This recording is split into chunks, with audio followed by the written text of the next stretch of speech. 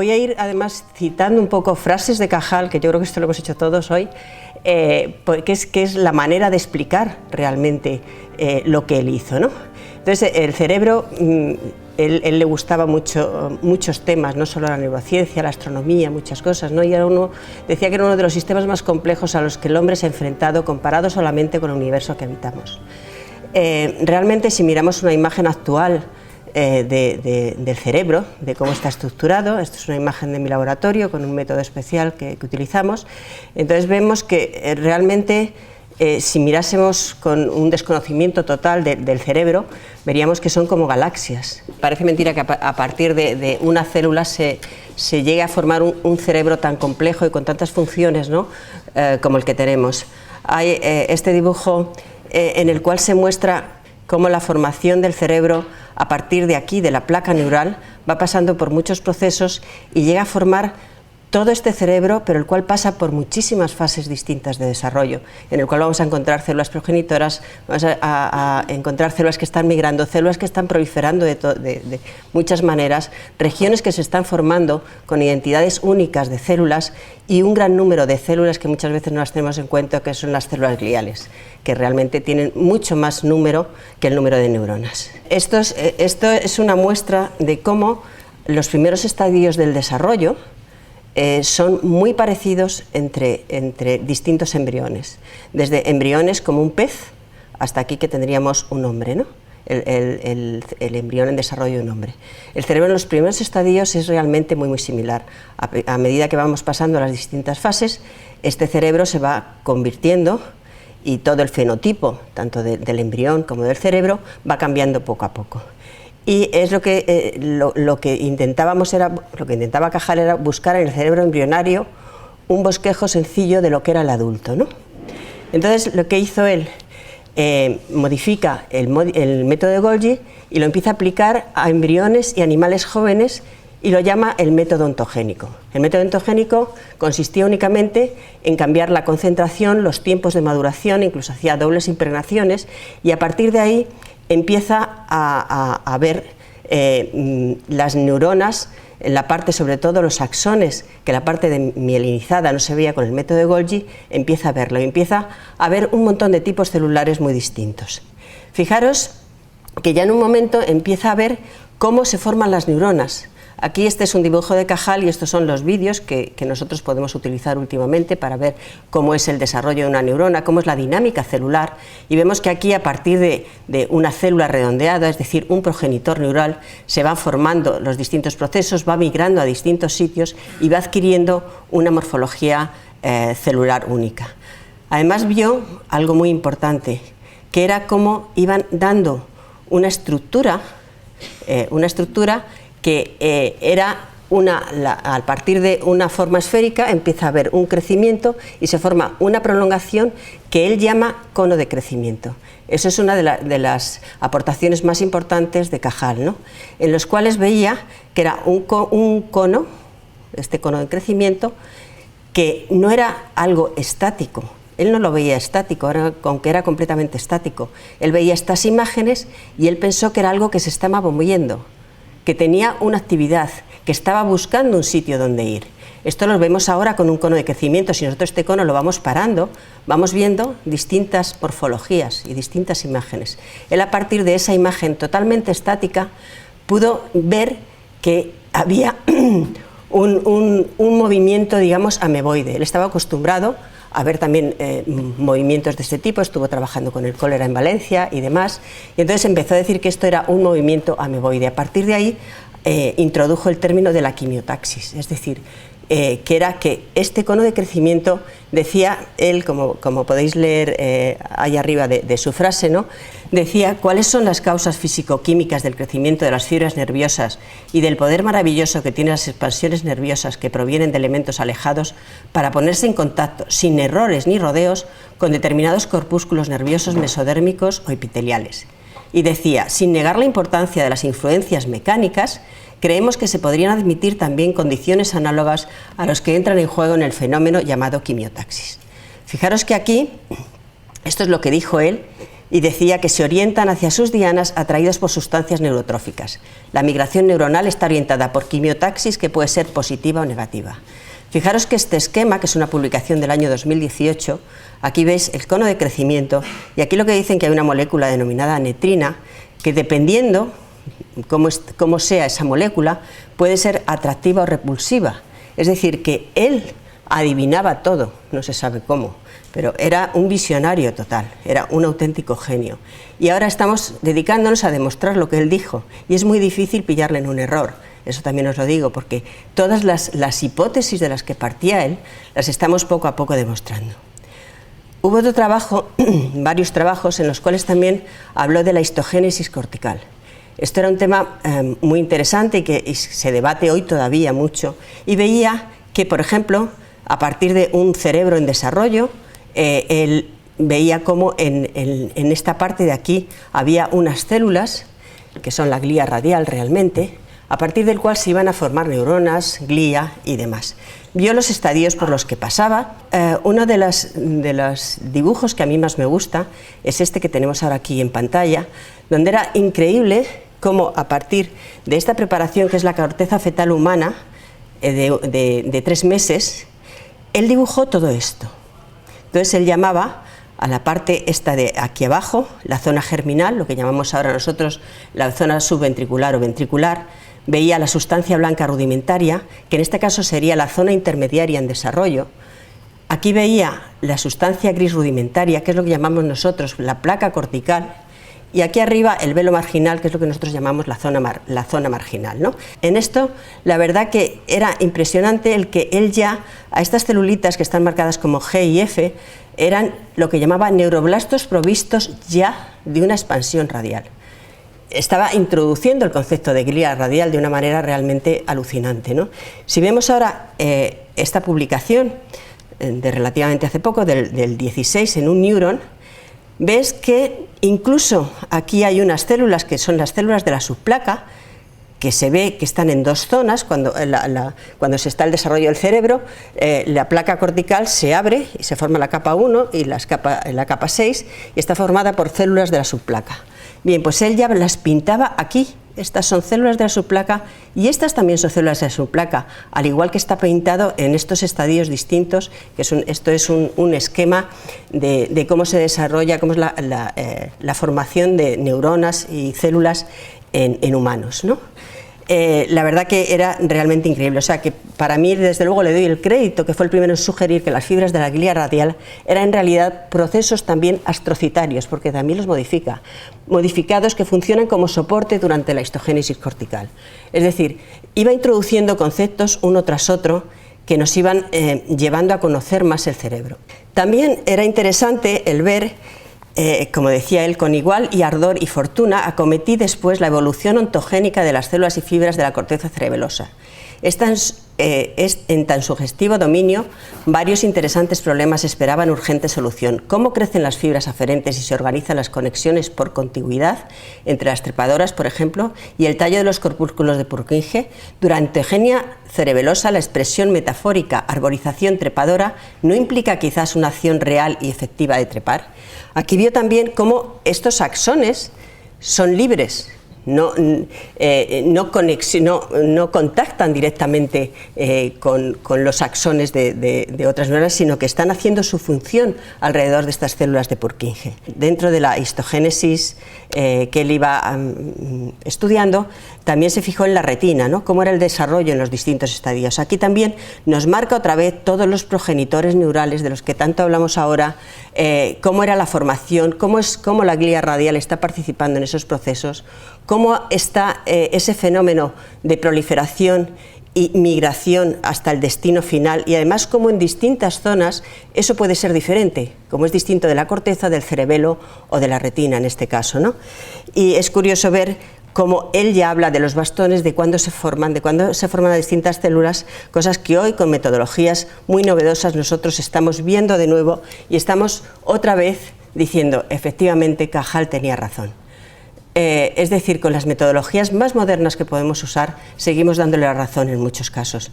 Él es increíble que con el método de Golgi y otros métodos, ya el sublimado de plata, el de etcétera, pudiera ver todo esto.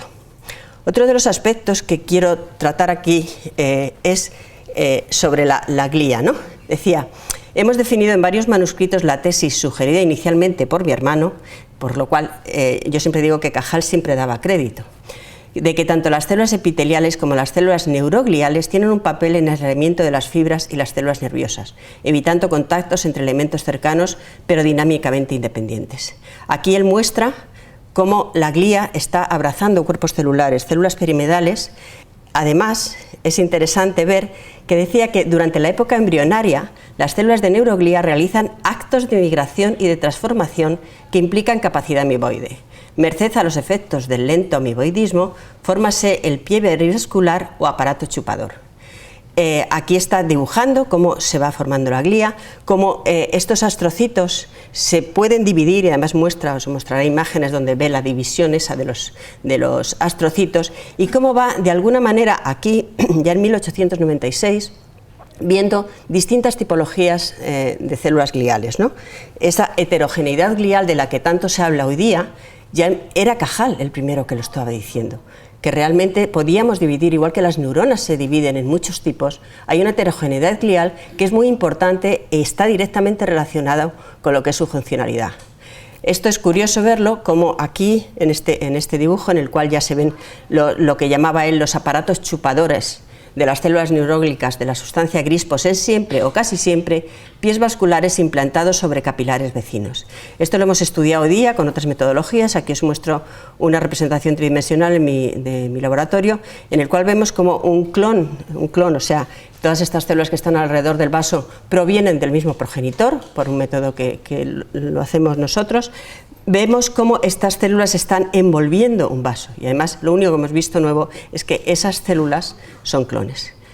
Pero si seguimos hablando de esto, de repente te encuentras con estas fotografías, con estos dibujos, en los cuales habla él, dice, lo más interesante de estos tipos de pareja y cuádrigas, aquí habla de cuádrigas, parejas, son estos astrocitos, ¿no?, que están uno con otro, consiste en la posición del centrosoma. Semejante particularidad característica, según es notario, de todo corpúsculo resultante de reciente mitosis, prueba a nuestro entender que gemelos y cuádrigas constituyen la expresión anatómica de reciente segmentación.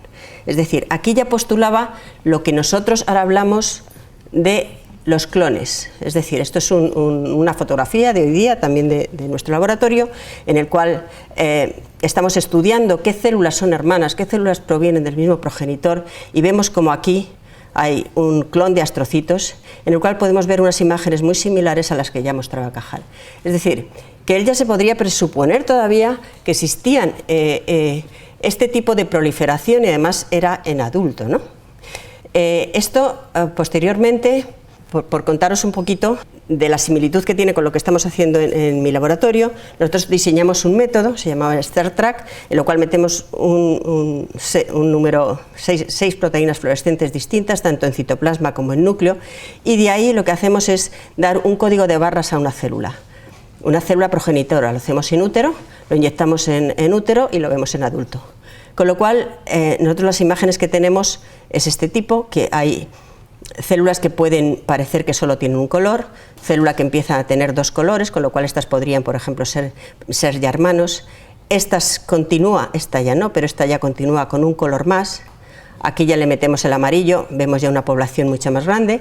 Seguimos aumentando colores hasta que vemos algo como esto, y podemos entonces llegar a decir que quien tenga la misma combinación de colores, le llamamos el código clonal, esto va a ser que provienen de un mismo progenitor.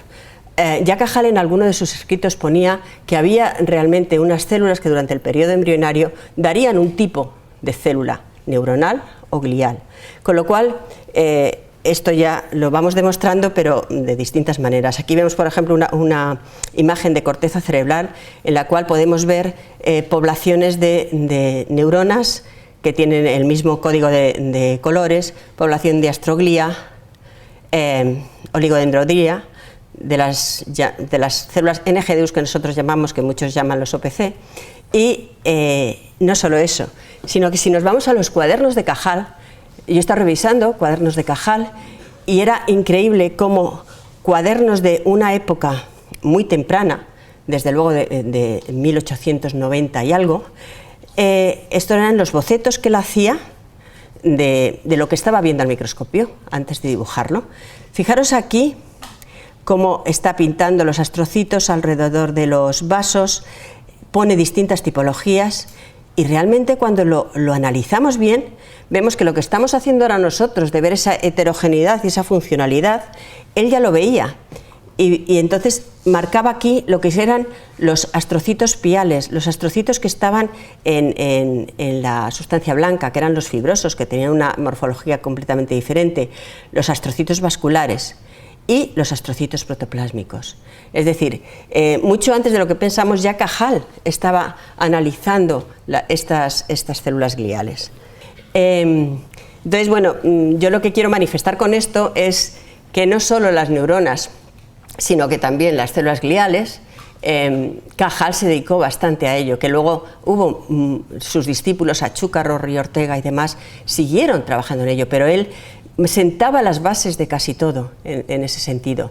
Y luego para mí era como muy generoso, porque en muchos papers, o bueno, sus trabajos, ¿no? Lo que veías era que realmente lo publicaba un discípulo suyo y sin embargo los dibujos eran suyos. Era más generoso de lo que muchas veces se ha dicho, ¿no? Y que sí estaba formando una verdadera escuela, como decía antes José Ramón. A mí me ha llamado también mucho la atención que hoy día, si alguien fallece, pues se hacen homenajes, pero sobre todo cuando muere un artista, cuando muere alguien así, hay unos entierros realmente que la gente quiere estar en la calle, llevar el féretro, etcétera, etcétera. Por eso os traigo aquí estas fotografías porque a mí me llaman muchísimo la atención. Fallece Cajal en el 34, en octubre del 34, y realmente es increíble ver la cantidad de gente que está a la puerta de su casa, la cantidad de gente que no quiere que el féretro se suba al coche fúnebre, sino que todos lo querían llevar, querían llevarle de uno a otro, y realmente es increíble que hoy día haya estudiantes que no conozcan a Cajal y que en aquel momento gente de la calle realmente estaban reconociendo a un científico, y además un premio Nobel que hoy sigue citándose. O sea, yo creo que hay poquísimos papers de neurociencia donde no hagas una introducción y no cites de alguna manera a Cajal, ¿no? Creo que es uno de los sabios que hemos tenido y que ha tenido la humanidad entera, y dicen que las citas de Einstein, de Newton, se comparan con las de Cajal, con las citas que tiene Cajal hoy día. Por ello, un grupo de gente, sobre todo del Instituto Cajal, liderados por Juan de Carlos, propusimos a la UNESCO que fuese declarado Patrimonio de la UNESCO, ¿no? Y en el año 2017 se consiguió que todos los documentos, colecciones, fondos documentales que puedan tener una significación para la humanidad y cuya pérdida sea irreparable deben ser conservados para las generaciones venideras, y se incluyó en el registro de la memoria del mundo todo el legado de Ramón y Cajal, con lo cual es una forma de que tenemos que conservarlo.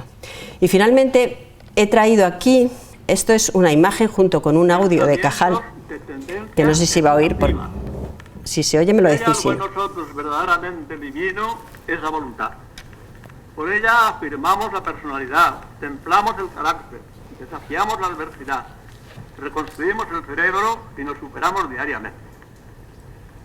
Te quejas de las censuras de tus maestros, émulos y adversarios cuando debieras agradecerlas.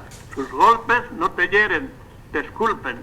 Con pocas excepciones, todo joven dotado de acusada y fuerte personalidad reacciona contra las exageraciones doctrinales o sentimentales de padres y maestros, adoptando el tono o colorido moral complementario. El tumulto de la vida social suele obrar sobre las cabezas humanas débiles como el río sobre un cristal de cuarzo. Arrastrado y golpeado por la corriente, conviértese al fin en vulgar canto rodado. Quien desee conservar incólumes las brillantes facetas de su espíritu, recójase prontamente en el remanso de la soledad, tan propicio a la actividad creadora. Natural y loable es el ansia de reputación. Importa, empero, que el maestro discierna los dos principales tipos de ambiciosos: los que codician la fama como fin y los que la persiguen como medio. Cultívense de preferencia los primeros. Misión trascendental del educador es desarrollar alas en los que tienen manos y manos en los que tienen alas. Solo trabajando se enseña a trabajar. Como decía Cisneros, para ejemplo, es el mejor predicador. Nos gustan los libros que relatan las hazañas que hubiéramos deseado realizar. Es decir, un programa de vida noble y bella frustrado por el aciago destino. Suele crecer la planta según la dimensión de la maceta. El talento aldeano confinado en su rincón difícilmente alcanzará su pleno florecimiento. La naturaleza nos ha otorgado dotación limitada de células cerebrales. Hay aquí un capital, grande o pequeño, que nadie puede aumentar, ya que la neurona es incapaz de multiplicarse. Pero si se nos ha negado la posibilidad de acrecentar el caudal celular, se nos ha otorgado, en cambio, el inestimable privilegio de modelar, ramificar y complicar las expansiones de estos elementos, como si dijéramos de los hilos telegráficos del pensamiento, para combinar casi hasta el infinito las asociaciones reflejas y las creaciones ideales. Aprovechémonos de esta preciosa prerrogativa durante la juventud y la edad viril, porque el protoplasma neuronal parece endurecerse como el mortero con el transcurso del tiempo, y no hay nada más infecundo y aún nocivo que una cabeza incapaz de aprender y corregirse. Existen dos variedades humanas de valor harto desigual: el hombre rebañego, modelado por la tradición y la rutina, y el hombre nuevo, forjado por autorreflexión. Esta variedad mental merece exclusivamente el nombre de individuo, porque solo él es capaz de aportar algo al acervo común del progreso. Las cabezas sencillas y sugestionables reproducen el tipo humano ancestral. Orientadas hacia el pasado, desdeñan el futuro. Son empero necesarias, ya que forman la reserva evolutiva de la raza, donde laten en potencia, aguardando su hora, los genios del porvenir. Ideal de la ciencia. Puesto que vivimos en pleno misterio, luchando contra las fuerzas desconocidas, hacemos en lo posible de esclarecerlo. Concluida nuestra labor, seremos olvidados como la semilla del surco, pero algo nos consolará el considerar que nuestros remotos pensamientos de tendencia educativa.